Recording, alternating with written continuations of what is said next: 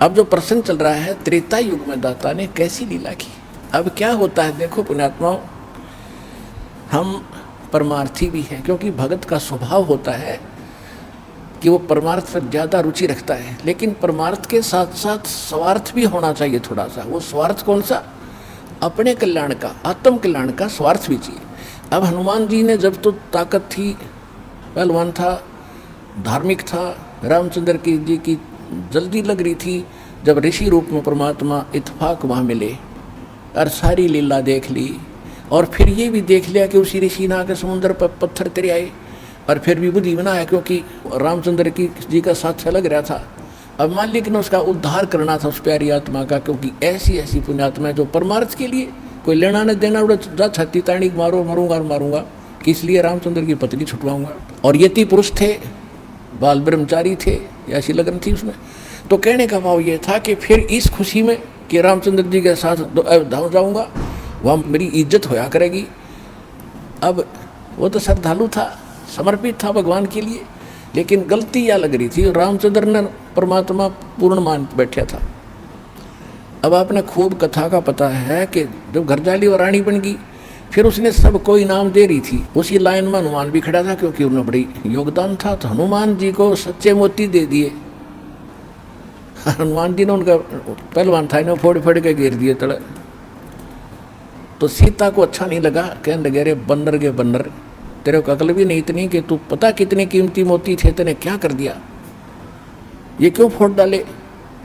उसने ये कहा कि मैं इसमें ये देख रहा था, इन मोतियों में कहीं राम का नाम है तो मेरे काम है, नहीं तो मेरे काम नहीं है। तो वो कहने लगी तू रहा बंदर का बंदर, और बंदर तो खुद थी, जब अकल नहीं उसके अंदर इतनी भी। तो उसने उसको लताड़ दिया कि तू बंदर का बंदर है, तेरा ठिकाना यहाँ नहीं, तेरे तो जंगल में जाना चाहिए। हनुमान जी का ठेस लगी और उठा का अपना लंगोट जा बैठा पहाड़ पे।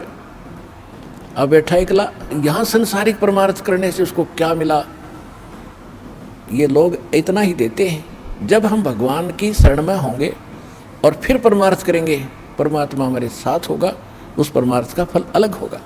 जब तक आप मनमुखी मंड रहे, किसी की तसार ला दिया, किसी का उसको सहायता कर दी, वो तो फिर आपको कर देगा अगले जन्म में, वो भी अच्छी बात है, लेकिन वो रिजल्ट लास्ट में नल ही होगा जो आपके समक्ष है। आप कथाएं खूब पढ़ते रहे।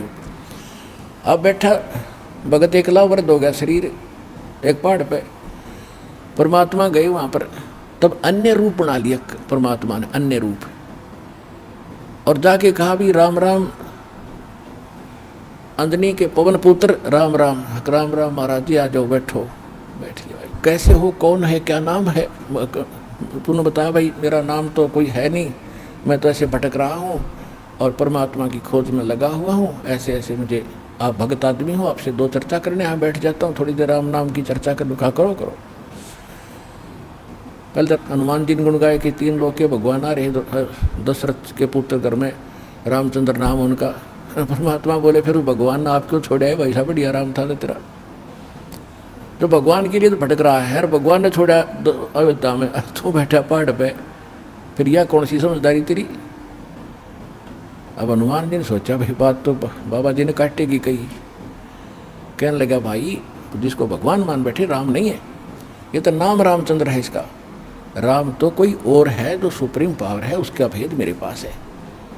इस राम तो पता नहीं कितने मर लिए। तब उसने कहा कि ये बात है, बाबा जी और क्या था मुझे ऋषि जी वहाँ पर। तब परमात्मा ने वो रूप बनाया कि भाई मैं हूँ वही, तेरे लिए भटक रहा हूँ प्यारी आत्मा। चरणों में शीश रख दिया हनुमान जी ने कि महाराज जी मुझे ज्ञान बता दो। परमात्मा बोले अब थक लिया तू संसार से, देख लिया तेने क्या उपकार किया, तुझे क्या मिला वहाँ से, और उनको क्या मिलेगा वो फिर बता दूंगा, अब तेरा जचे को नहीं।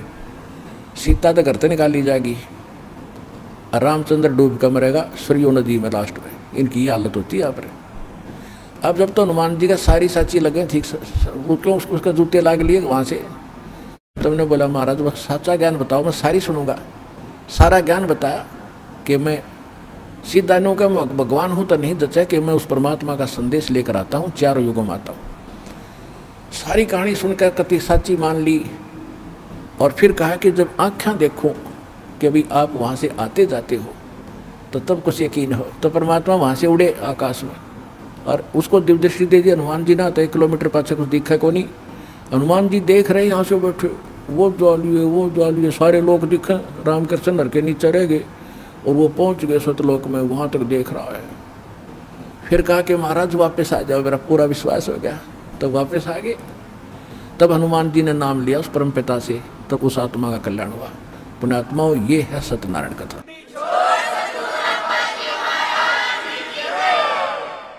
अब आपको कुछ श्रद्धालुओं के अनुभव सुनाएंगे, ध्यान से सुनना।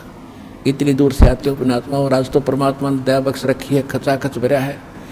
ये 12 एकड़ जमीन में कति पूरा छाप रखे हैं बच्चों ने, और आज की तो पैर टेकने स्थान नहीं है। ये परमात्मा के सच्चे ज्ञान की और उस वचन की मेहरबानी है, जो उसने कहा था कलयुग में पूरा संसार मुझे मानेगा, पूरा विश्व मुझे जानेगा, पूरा विश्व मेरी भक्ति करेगा, और पूरे विश्व में एक ही ज्ञान, एक ही भगवान होगा, और सतयुग जैसा माहौल होगा। कुछ दिनों में वो दिन भी आने वाला है।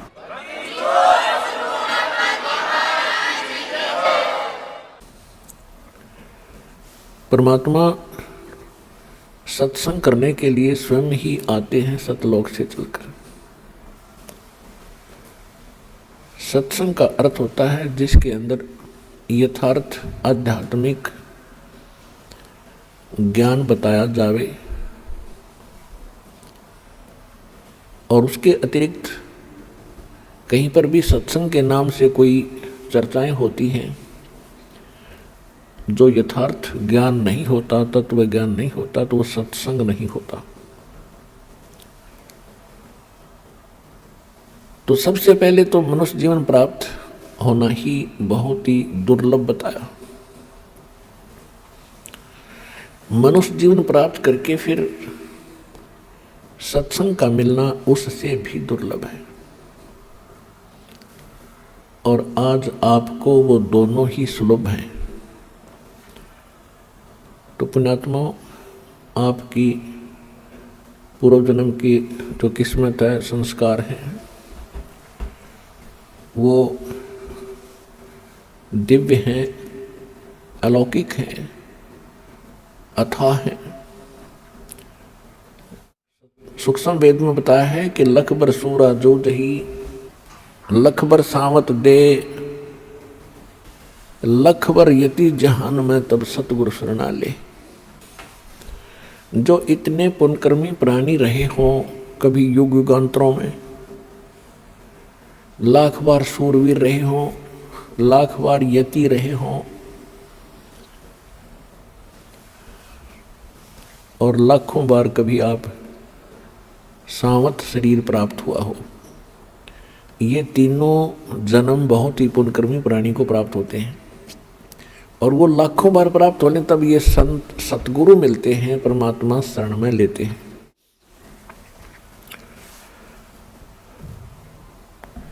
तो सत्संग का एक विशेष महत्व सूक्ष्म वेद के अंदर बताया है। सूक्ष्म वेद क्या है? सूक्ष्म वेद गॉड गिवन स्पिरिचुअल नॉलेज है, परमात्मा का दिया हुआ यथार्थ ज्ञान है, अध्यात्म ज्ञान है।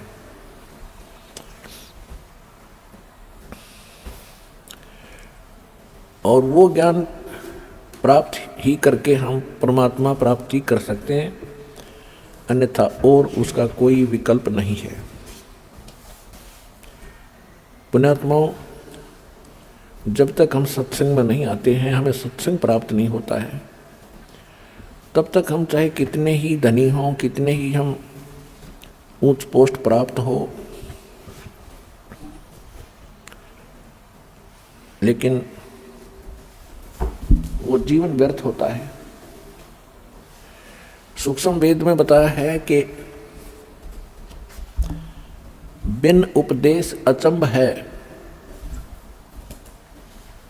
क्यों जीवित है प्राण,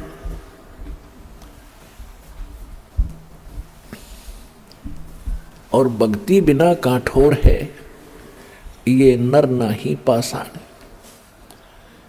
क्या बताते हैं कि जो व्यक्ति परमात्मा की साधना नहीं करते,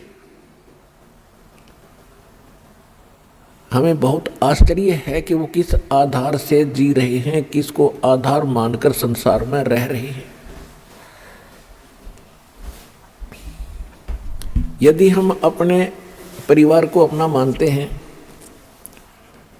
ये अपना नहीं है। यदि हम संपत्ति को अपना मानते हैं तो संपत्ति अपनी नहीं है, क्योंकि मृत्यु होने के उपरांत ये हमारे साथ नहीं जाती है। उसके विषय बताया कि काया तेरी है नहीं, ये माया कहाँ से हो। ये बोले प्राणी, जब तेरा बॉडी तेरा नहीं, ये शरीर तेरा नहीं, तो इस माया को तू अपना मानकर कैसे निश्चिंत हो गया। यही अज्ञानता का मूल कारण है। परमेश्वर कहते हैं, क्या मांगू कुछ स्थिर ना रहाई, और देखत नैन चला जग जाई। 1 लाख पूत 1.25 लाख नाती, उस रावण का आज कोई दीवान बाती। जब आपको इस लोक की, इस स्थान की कंप्लीट संपूर्ण जानकारी होगी कि यू है क्या, यहाँ क्यों हम पैदा हो रहे हैं, और पैदा हो गए तो मर क्यों रहे हैं, तो हमने एक सिंपल सा फार्मूला बना रखा है कि भाई जन्म है तो मृत्यु भी है। और हम संतुष्ट हुए क्योंकि हमारे पास इसका कोई विकल्प नहीं रहा, विकल्प नहीं था, और हमने इसको फाइनल प्रोसीजर मान लिया, इसको हार्ड एंड फास्ट रूल मान लिया कि ऐसा ही होता है, ऐसा ही होता ही रहेगा। अब परमात्मा ने सत्संग के द्वारा बताया है, 600 वर्ष पहले परमेश्वर स्वयं आए थे काशी के अंदर, एक जुलाहा की भूमिका करके दानक कहलाए, और यथार्थ ज्ञान सुनाकर, बताकर, लिखवाकर अपने निज स्थान सतलोक में को चले गए। वहीं से आए थे, सहशरीर आए थे, सहशरीर चले गए, और सतलोक के अंदर भी परमात्मा सहशरीर है, मानव सदृश है। तो उन्होंने 600 वर्ष पहले आके सत्संग किया था, और उन हमारे धर्म गुरुओं ने, जो स्वयं अज्ञानी थे, सदग्रंथों से अपरिचित थे, वो संस्कृत भाषा अवश्य जानते थे। उन्होंने कहा था कि कबीर साहब जो हैं, कबीर जी, ये अशिक्षित हैं, ये सदग्रंथों को समझ नहीं पा रहे हैं, इसलिए ये सदग्रंथों के विपरीत बता रहे हैं, जबकि वो स्वयं विपरीत बता रहे थे, परमात्मा सत्य कह रहे थे। उसमें हमने उस अज्ञान को, जो हमारे धर्मगुरु कहा करते थे, सच्चा मान लिया, और हम परमात्मा से दूर हो गए। अब परमेश्वर ने उस समय कहा था कि जब कलयुग 5500 वर्ष बीत जाएगा, चौथा युग जब कलयुग आई, तब हम अपना अंश पठाई। और कलयुग बीतते 5500 पाचा, जब ये वचन मेरा होगा साचा। कौन सा वचन? काल फंद छूटे नरलोई, सकल सृष्टि परवानी खोई। कि जब कलयुग की बिचली पीढ़ी का समय आवेगा, 5500 वर्ष कलयुग बीत जाएगा, उस समय पूरा विश्व इस सत साधना को लेकर के, सतनाम को प्राप्त करके पूरा विश्व भक्ति करेगा। परमात्मा के बच्चे भगवान को पहचानेंगे और सतलोक चले जाएंगे। तो परमात्मा ने कहा था कि जो आज मैं कह रहा हूं, ये 5500 वर्ष जब बीत जाएंगे, तब आपको विश्वास होगा कि सचमुच सच्चाई क्या है, और ये धर्मगुरु क्या बता रहे थे, परमात्मा क्या बताया करते थे। जो परमेश्वर 600 वर्ष पहले बताया करते थे, आज हमारे सदग्रंथों ने भी वही कहा और वही सेकंड किया, उसका समर्थन किया। तो पुण्यात्माओं, परमात्मा कहते हैं कि इस सत्संग में आने से ज्ञान हुआ कि यहाँ आप किस आशा को लेकर जी रहे हो। अपने परिवार को, संपत्ति को, परमात्मा कहते हैं ये तो आपको यहाँ फंसाए रखने के लिए एक काल का षड्यंत्र है, एक जाल है, जबरदस्त जुगाड़ है। और जब तक आप इसे नहीं समझ पाओगे तो ना भक्ति कर सकते और ना मोक्ष प्राप्त कर सकते। इसके समझने का ये नहीं है कि ये ना समझ लेना कि हमें परिवार की आवश्यकता नहीं है। ये विचार करना कि ये सभी बच्चे भगवान के हैं, आप भी भगवान के बच्चे हो।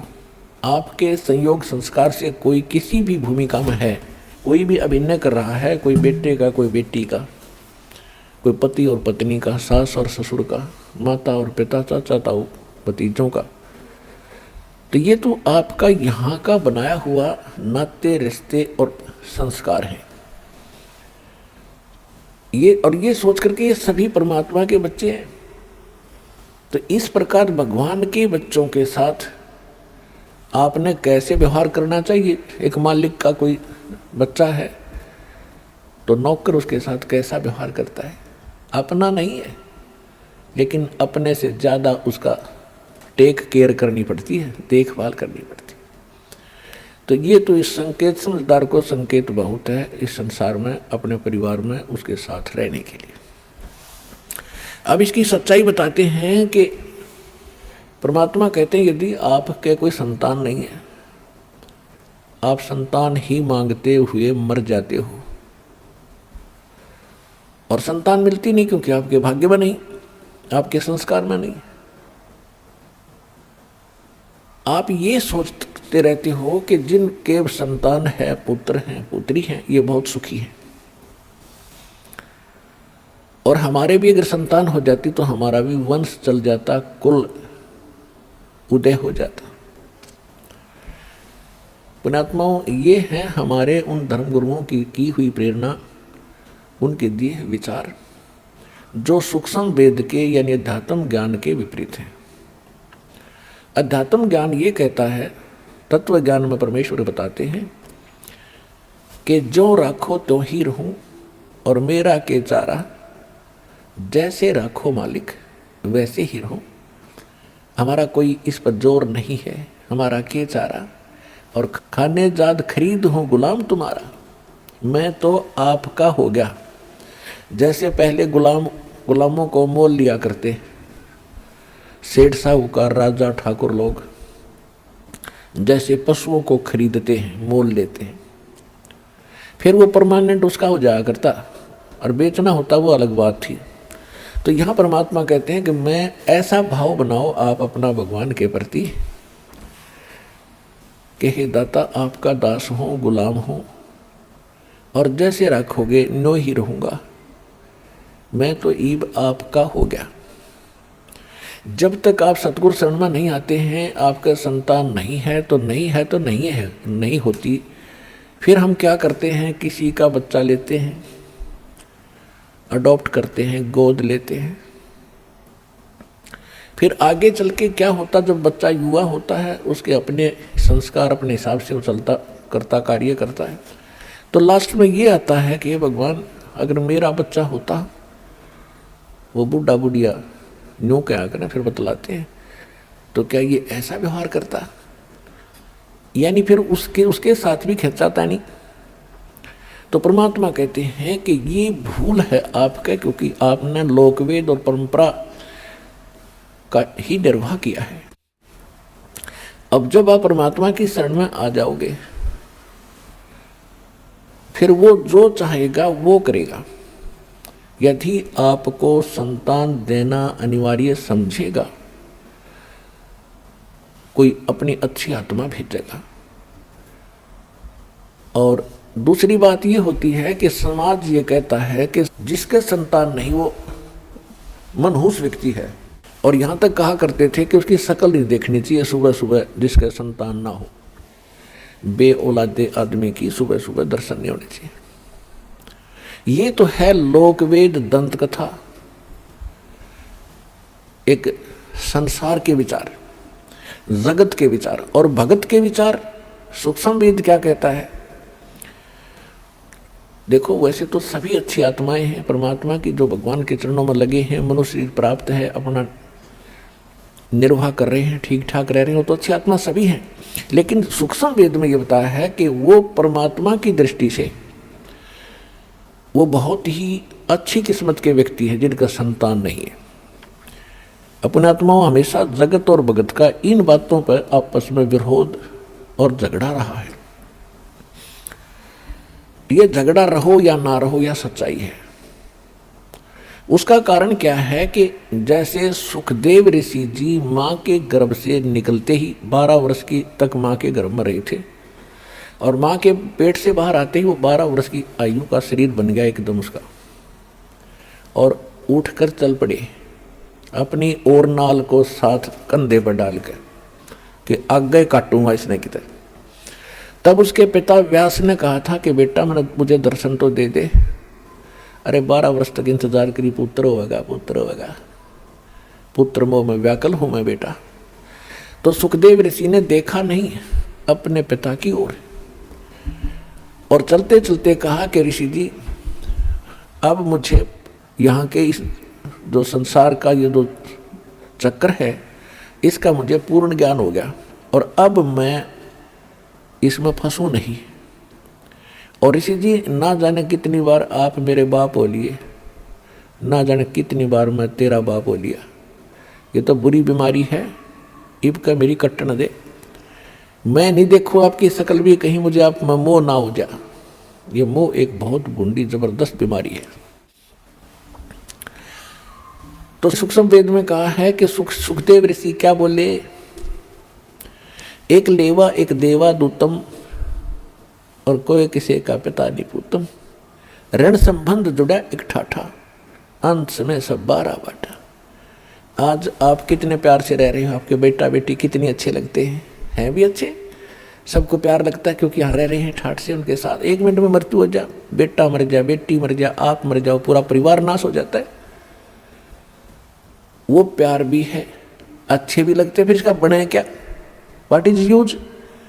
फिर कहाँ गया वो आपका जुगाड़, सारा जीवन खो दिया इससे काम पे। और भक्ति भी करते हैं, सत्य नहीं करते हैं, शास्त्र अनुकूल नहीं करते, नकलियों के पास करते, तो वो भी व्यर्थ। एक समय एक कोई परिवार पूरा का पूरा जिसमें 15-16 सदस्य थे, एक गाड़ी में 12-13 सदस्य, एक बूढ़ा घर पर रह गया था और बाकी सारे सत्संग में भेज रखे थे किसी संत के सत्संग, और 20-25 वर्ष से वो सत्संग में थे। सत्संग सुनकर वापस आ रहे थे या सुनने जा रहे थे, इतना ध्यान नहीं। दुर्घटना में 12 के 12 मर गए। चुच्ची बच्चा का आग्रह ना वो नाश हो गया, एक बूढ़ा रह गया 70 साल का। अब क्या है ये, ना जाने काल की कर डारे, किस भी ढल जा पास आवे, और जिनाते सरते बहुत खुड़कती उन्होंने केड़ा हासा। तो यही संसार के अंदर इस गंदे लोक में आप जिस आस को लेकर जी रहे हो, या आपकी भारी भूल है, और यह भूल मिटेगी भगवान से, इस सच्चे ज्ञान से। फिर बात रही कि ये भी मालिक को मालूम है कि ये 3 गुण, इन तीनों गुणों का जो त्रिगुण में माया का जो दबाव है, ये ब्रह्मा विष्णु महेश स्वयं नहीं बचे इससे, तो जीव नहीं बच सकता। अब परमात्मा का सहारा चाहिए इस जीव को। तो किस परमात्मा का, यदि आप विष्णु जी का सहारा लेते हो युग काल के अंतर्गत, और काल ने आपको फंसा रखा है, तो आप इस जाल से बाहर नहीं हो सकते। यदि शंकर जी की पूजा करते हो तो भी नहीं हो सकते, ब्रह्म की पूजा करते हो ये स्वयं ही आपको फंसा ही रहा है, ये तो आपको इस मार्ग पर आने ही नहीं देगा जिससे आपका छुटकारा हो, क्योंकि इसको यहाँ आपको फंसाए रखना इसका एक उद्देश्य है कि इसको भूख लगती है, इसको श्राप लगा हुआ है काल भगवान को, ब्रह्म को, जो गीता अध्याय नंबर 11 के श्लोक नंबर 32 में कहता है कि अर्जुन मैं काल हूँ और सबको खाने के लिए अब आया हूँ। श्री कृष्ण में प्रवेश कर गया हो, ये ऐसे करता है।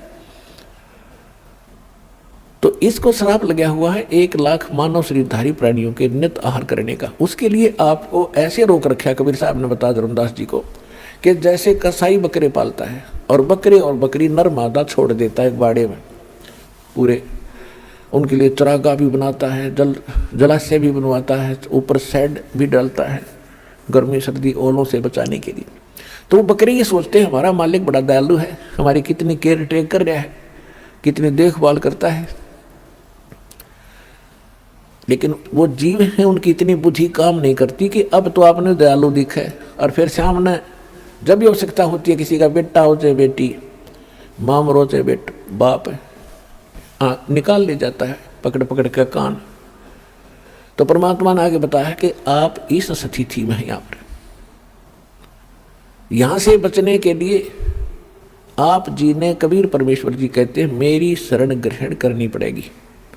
फिर मैं आपको काल से अपनी फर्द में अपने नाम करा लूँगा, फिर ये तुम्हारे से कुछ नहीं मांगेगा। तो उसके लिए आप जी ने परमात्मा की शरण ग्रहण करनी पड़ेगी, और शरण ग्रहण करने के बाद फिर मर्यादा से रहोगे, तब आपकी ये बच्चे भी ठीक रहेंगे। मालिक को मालूम है कि ये नहीं रह सकते, चाहे कितना ज्ञान हो ले और कितना कुछ कर ले, ये दबाव इतना है आपके ऊपर। फिर भी परमात्मा ने एक विकल्प निकाला है, इसका एक अल्टरनेट बताया है कि मेरी शरण में रहे। जब लग हंसा हमरी आना, काल लगे ना तेरा बाणा। अब वहाँ जहाँ वो सत्संग सुनने जा रहे थे या आ रहे थे, तो वहाँ तो काल का ही व्यवस्था थी सारी, वहाँ तो वो भक्ति है ही नहीं। वैसे भी कई और स्थानों पर जाते हैं, कोई वैष्णो देवी पर जाते हैं, कोई अमरनाथ पर जाते हैं, वहाँ भी मरते हैं लाखों हजारों लोग। केदारनाथ पर मर गए 20-30 हजार व्यक्ति सेकंडों में। तो वो तो सारी काल व्यवस्था ही है, वहाँ तो वो करेगा ही करेगा, वो तो सबको खावेगा। वहाँ तो उसका उसकी खूब पहुँच है, उसके अंतर्गत है सारा स्थान। जब आप परमेश्वर कबीर जी की शरण में आ जाओगे, फिर उसकी नहीं चलेगी। जब लग हंसा हमरी आना, काल लगे ना तेरा बाना। जब लगे जीव, हे प्यारी आत्मा, तो हमारी मर्यादा में रहेगा, फिर काल अटैक नहीं करेगा। काल का अटैक भी हम पर उस समय होगा जब हम मर्यादा भंग कर देंगे, परमात्मा के दायरे से हम बाहर चले जाएंगे। तो परमात्मा कबीर जी की मर्यादा भंग होते ही आप इनसे बाहर चले गए, और इससे बाहर सारा काल ही काल है। जैसे समुद्र में, समुद्री जहाज में आप बैठे हो और कोई नशा करके समुद्र में कूद जा, तो उस जहाज ही बचाव का स्थान था, वो दिया छोड़े तो वहाँ तो डूबोगे, मरोगे। तो इस स्थान को छोड़कर पूरे विश्व में काल व्यवस्था है, इसको छोड़कर जहाँ भी जाओगे वहाँ आपको कोई प्रोटेक्शन नहीं होगा, दुख के अतिरिक्त कुछ नहीं मिलेगा। अब प्रसंग चल रहा है कि जैसे जिनके संतान नहीं है उनको अच्छी आत्मा एक भाग्यशाली बताया है, और संसार विचारों से वो मनुष्य बताए जाते हैं। तो जगत और भगत की सोच में इतना अंतर सदा से रहा है, जिस कारण से आपस में ये झगड़े बने रहे। अब बुद्धिमान समाज है, खूब समझेगा, एजुकेटेड किया जाता ना आपको, बूढ़े से लेकर बालक तक, बहन बेटी माताएं सभी शिक्षित कर दी। और हमने ऐसे ऐसे इंस्ट्रूमेंट बना लिए, इंटरनेट लगा लिए और कंप्यूटर बना लिए, तो राम नाम का भी हम बनाएंगे अभी इंटरनेट, इसमें भी इतना दिमाग लड़ाएंगे अपना। तो यहाँ परमात्मा कहते हैं कि जैसे एक लेवा एक देवा दूतम, और कोई किसी का पिता नहीं पूतम। ये तो ऋण संबंध जुड़ा एक ठाठा। जैसे दास कई बार कथा सुनाता है, एक व्यक्ति को एक पुत्र प्राप्त होकर उसकी पत्नी मर गई, दूसरा विवाह कराया तो दूसरी विवाह से उसे पुत्र प्राप्त हुआ, उसमें आपस में 10-12 वर्ष का अंतर था, 8-9 वर्ष का अंतर था। तो दूसरा पुत्र हुआ तो वो स्वयं भी मर गया और उस पुत्र की छोटे वाले की माँ भी मर गई। बड़े वाले का विवाह हो गया, उसकी पत्नी आ गई। अब वो माँ के तो दोया के थे, पिता एक था। तो जो पहले वाली माता से उत्पन्न था उसका विवाह हो गया, उनका संतान अभी थी नहीं। उधर से वो छोटे वाला जो दूसरी माँ का था वो बीमार हो गया, रोगी हो जाने से उसका उपचार करवाया। तो फिर उपचार कराते हैं तो पैसे लगते हैं। तो दोनों पति पत्नी ने विचार विमर्श किया कि इसका इलाज कराएंगे और ये बहुत पैसा खर्च हो जाएगा, और क्यों ना इसको विष देकर ख़त्म कर दें। उन्होंने एक डॉक्टर से बात की, वैद्य से, कि हम ऐसे ऐसे कर दो, बीमार ये है ही, रोगी है ही, लोग सोचेंगे रोगी था मर गया। तो वैद्य ने कहा कि मैं 500 रुपये लूँगा। अच्छी संपत्ति थी, संपत्ति का वो वारिस था 50% का। उन्होंने 500 रुपये देकर अपना कांटा निकाल दिया, वो मरवा दिया। रिलेटिव्स ने सोचा, रिश्तेदारों ने सोचा भी बीमार था मर गया, कोई बात नहीं, बात आई गई हुई। उधर से क्या हुआ कि उधर से उसकी पत्नी को गर्भ रहा, एक पुत्र की प्राप्ति हुई और खुशी का ठिकाना नहीं। उस बच्चे को बड़े लाड प्यार से खवाया प्याया, गिने दिनों में वो युवा हो गया, सेहत अच्छी थी। पहले 12-13 वर्ष की आयु में विवाह कर देते थे, उस बच्चे की शादी कर दी, विवाह कर दिया। विवाह के कुछ दिन के बाद वो बच्चा बीमार हो गया, उसका लड़का। तो उसके ट्रीटमेंट के लिए उसने कति देश विदेश तक सभी झाड़ फूक वाले, किसी ने 1000 रुपये मांगे, 20,000 मांगे, सब दे दी। वैद्यों ने भी जो मुँह मांगा पैसा दिया, लेकिन रिजल्ट 0 रहा। आधी संपत्ति भी बिक गई और लड़का खाट पकड़ गया, अस्थि पंजर शेष दिखाई दे। तब एक दिन उसका पिता बैठा था साथ में, चारपाई के साथ में। लड़के ने कहा कि भाई साहब एक काम कर, अब मेरे कफन की लकड़ियों की तैयारी कर ले, तेरा मेरा हिसाब हो गया, अब केवल लकड़ियों का और ये कफन का हिसाब किताब शेष है, उसको कर तैयार। अब उस व्यक्ति ने सोचा कि लड़का इतना डिस्टर्ब हो गया, इसका मेंटली डिस्टर्ब हो गया, यो मुझे भाई कहता है। उसने कहा बेटा मैं तेरा पिता हूँ, तेरा बाप हूँ मैं। बोला नहीं, तू मेरा भाई है, और विचार कर मैं तेरा वो भाई हूँ विष देकर मरवाया था। मैं ही तेरे घर पे आया हूँ तेरा अपना बदला लेने के लिए, अपना ऋण वापस चुकाने के लिए। और जितनी मेरे हक की, मेरे राइट की संपत्ति थी, मेरे भाग की, वह पूरी खत्म हो चुकी है, अब तेरी शेष है। तब उसका पैर तले की धरती खिसकी, अपने कुकृत्य का उसको याद आया। तब उसने पूछा कि अभी एक बात बता दे, मैंने तो जैसा जुल्म किया था मेरे सामने आ गया, एक ही पुत्र हुआ, आगे आस नहीं, मेरा तो कुल नाश हो ही गया। पर एक बात बता, हमने तो जो जुल्म किया तेरे साथ हमारे सामने आ गई, इस जो तेरे भाई आई है ये लड़की जिससे तेरा विवाह हुआ है, अब इसने के कौन सा पाप कर दिया, यह जिंदगी फूकी जाएगी तेरे साथ, क्योंकि उस समय सती प्रथा थी कि तेरे साथ या जीवित जलाई जाएगी, इसने कौन सा दोष कर दिया बेचारी ने। तो उसने बताया कि वो डॉक्टर कहाँ है, वैद्य कहाँ है जिसने मुझे विष दिया था, कि तेरे 4 वर्ष के बाद उसकी मृत्यु हो गई थी। तो लड़का कहने लगा ये वही दुष्ट आत्मा है, अब यह जिंदगी फूकी जाएगी।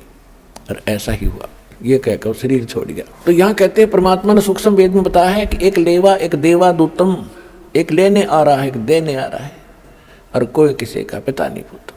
ऋण संबंध जुड़ा एक ठाठा, अंत में सब 12 बाटा। और इसको फाइनल समझ लेना, जो भी आपका बेटा है या बेटी है, पिता या पुत्र है या माता है, पत्नी है, ये आपका लेन देन कोई ऋण है इनके साथ, ये पूरा करना पड़ेगा।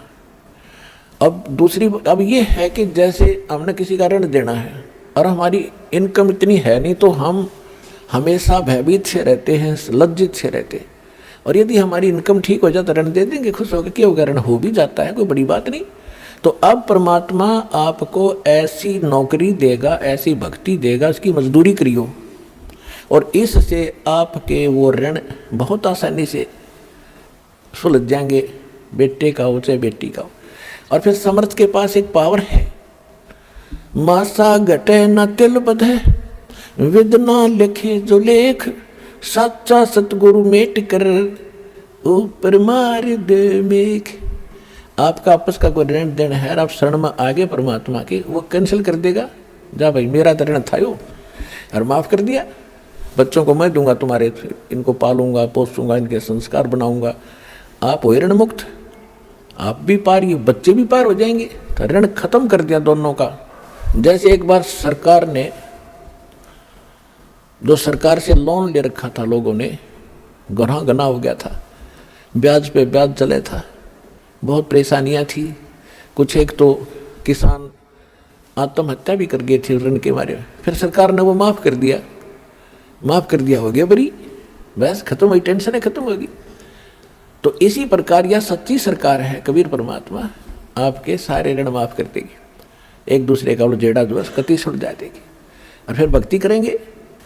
ऐसा विधान बनाया जाएगा पुण्यात्मा, और सबको स्वीकार्य होगा इस ज्ञान के आधार से। विवाह में कोई खर्च नहीं करेंगे हम, आगे बच्चों को कोई लेन देन हम नहीं करेंगे, क्योंकि फिर वो फिर ऋण एक दूसरा फिर शुरू हो जाएगा। तो बच्चे भी इस बात को समझेंगे, बेटियां भी, हम यहाँ के हैं ही नहीं, हम तो सतलोक के वासी हैं, वहाँ जाएंगे, वहाँ कोई चीज़ का अभाव नहीं, वह ऐसी सृष्टि है, वहाँ जाकर परिवार बनेगा आपका। जो आपको यहाँ बेटा बेटी, पति पत्नी, माता पिता अच्छे लगते हैं, सारे भक्ति करो, एज इट इज, वहाँ जाकर परिवार बन जाएगा। हमारे ये ठाटते हैं, इस गंदे लोग में रहना जरूरी है। आज आप किसी गांव में रह रहे हो और थोड़ी सी ज़मीन है, मुश्किल से हैंड टू माउथ हो रहे हो, और आपको किसी दूसरे राज्य में 100 एकड़ ज़मीन दे दे, लगा लगा ट्यूबवेल हो और सारी सुविधा हो, बड़ा बड़ा मकान, और आपको कहें भाई चलो वहाँ, क्या करोगे आप? छोड़ो उस 1.5 किले ने और चलो वो 2 मिनट में जा बैठोगे, झाँको भी कोई ना उसकी तरफ। तो ऐसी स्थिति हो सतलोक की, वहाँ जाओगे तो ठाठम ठाठ हो जाएंगे तुम्हारे।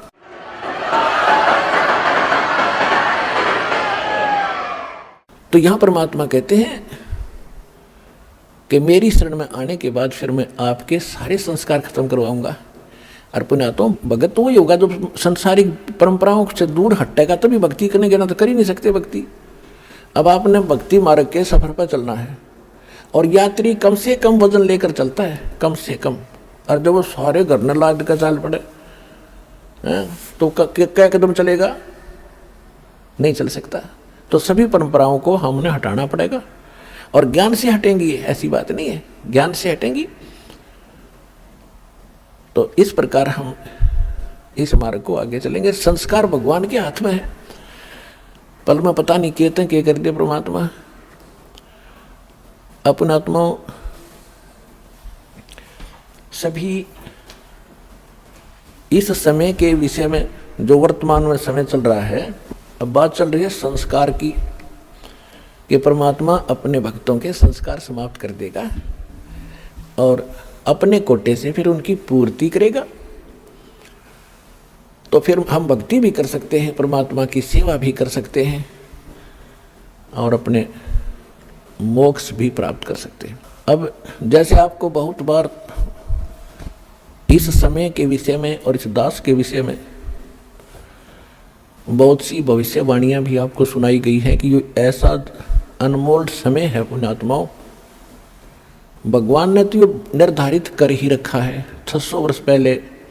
वैसे तो परमात्मा ने प्रथम सतयुग में कह दिया था इस काल से कि चौथा युग जब कलयुग आई तब हम अपना अंश पठाई, हम अपना दास भेजेंगे, और फिर काल फंद छूटा नरलोई, काल का झंझट सारा खत्म करेगा सब नर नारियों का, और सकल सृष्टि परवानिक हुई। कलयुग बीतते 5500 पाचा, जब ये वचन मेरा होगा साचा, कौन सा? कि मैं सच अपना अंश भेजूंगा, ये वचन कि मैं अपना अंश भेजूंगा और सारी सृष्टि नाम लेवेगी उस मेरे दास से, और सबका कल्याण होएगा, सबका मोक्ष होएगा।